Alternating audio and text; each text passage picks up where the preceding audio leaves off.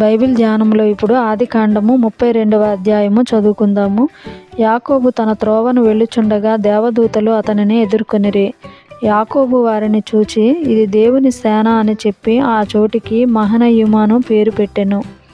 యాకోబు ఎదోము దేశమున అనగా శేయీరు దేశముననున్న తన సహోదరుడైన ఏసావు నొద్దకు దూతలను తనకు ముందుగా పంపి, మీరు నా ప్రభు అయిన ఏసావుతో, ఇంతవరకు నేను లాబాను నొద్ద నివసించి ఉంటిని. నాకు పశువులు, గాడిదలు, మందలు, దాసదాసీ జనమును కలరు. నీ కటాక్షము నా యందు కలుగునట్లుగా నా ప్రభువునకిది తెలియచేయ నంపితినని నీ సేవకుడైన యాకోబు అనెనని చెప్పుడని వారికి ఆజ్ఞాపించెను. ఆ దూతలు యాకోబు నొద్దకు తిరిగి వచ్చి, మేము నీ సహోదరుడైన ఏసావు నొద్దకు వెళ్ళితిమి. అతడు 400 మందితో నిన్ను ఎదుర్కొని వచ్చుచున్నాడని చెప్పగా, యాకోబు మిక్కిలి భయపడి తొందరపడి, ఏసావు ఒక గుంపు మీదికి వచ్చి దాని హతము చేసిన ఎడల మిగిలిన గుంపు తప్పించుకొని పోవుననుకొని తనతోనున్న జనులను, మందలను, పశువులను, ఒంటెలను 2 గుంపులుగా విభాగించెను. అప్పుడు యాకోబు, నా తండ్రి అయిన అబ్రాహాము దేవా, నా తండ్రి అయిన ఇస్సాకు దేవా, నీ దేశమునకు నీ బంధువుల యొద్దకు తిరిగి వెళ్ళుము, నీకు మేలు చేసేదనని నాతో చెప్పిన యెహోవా, నీవు నీ సేవకునికి చేసిన సమస్తమైన ఉపకారములకును సమస్త సత్యమునకును అపాత్రుడను. ఎట్లనగా నా చేతికర్రతో మాత్రమే ఈ యొర్దాను దాటి తిని, ఇప్పుడు నేను 2 గుంపులైతిని. నా సహోదరుడైన ఏసావు చేతి నుండి దయచేసి నన్ను తప్పించుము. అతడు వచ్చి పిల్లలతో తల్లిని నన్ను చంపునేమో అని అతనికి భయపడుచున్నాను.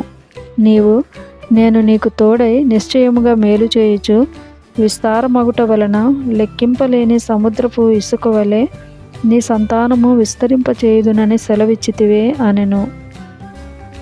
అతడు అక్కడ ఆ రాత్రి గడిపి తాను సంపాదించిన దానిలో తన అన్నయ్య అయిన ఏసావు కొరకు ఒక కానుకను, అనగా 200 మేకలను, 20 మేకపోతులను, 200 గొర్రెలను, 20 పొట్టేళ్లను, 30 పాడి ఒంటెలను వాటి పిల్లలను, 40 ఆవులను, 10 ఆబోతులను, 20 ఆడుగాడిదలను, 10 గాడిద పిల్లలను తీసుకొని మందను వేరువేరుగా తన దాసుల చేతికి అప్పగించి, మీరు మందకు నడుమ ఎడముంచి నాకంటే ముందుగా సాగిపోండని తన దాసులతో చెప్పెను.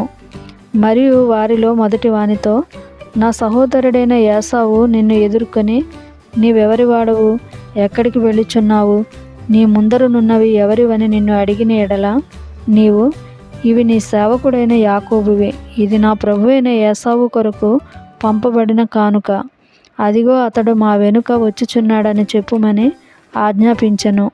అట్లతడు, నేను ముందుగా పంపుచున్న కానుక వలన అతని సమాధానపరిచిన తరువాత నేను అతని ముఖము చూచెదను.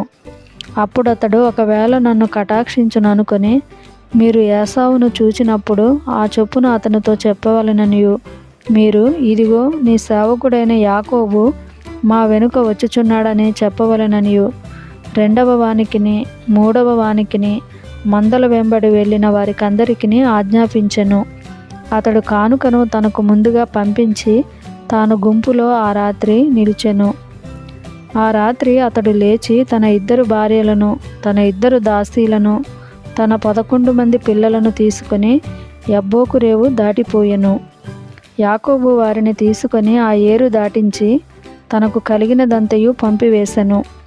యాకోబు ఒక్కడు మిగిలిపోయెను. ఒక నరుడు తెల్లవారు వరకు అతనితో పెనుగులాడెను. తాను అతని గెలవకుండుట చూచి తొడగూటి మీద అతనిని కొట్టెను.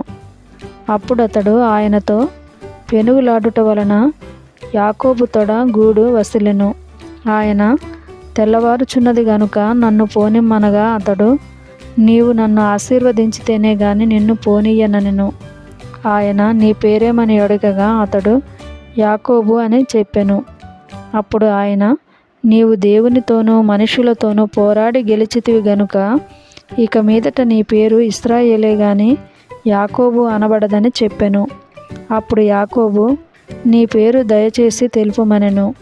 అందుకాయన, నీవు ఎందు నిమిత్తము నా పేరు అడిగితివని చెప్పి అక్కడ అతనిని ఆశీర్వదించెను. యాకోబు, నేను ముఖాముఖిగా దేవుని చూచితిని, అయినను నా ప్రాణము దక్కినదని ఆ స్థలమునకు పెనూయేలు అను పేరు పెట్టెను. అతడు పెనూయేలు నుండి సాగిపోయినప్పుడు సూర్యోదయమాయెను. అప్పుడతడు తొడకుంటుచు నడిచెను. అందుచేత ఆయన యాకోబు తొడగూటి మీది తుంటి నరము కొట్టినందున నేటి వరకు ఇశ్రాయేలీయులు తొడగూటి మీదనున్న తుంటి నరము తినరు.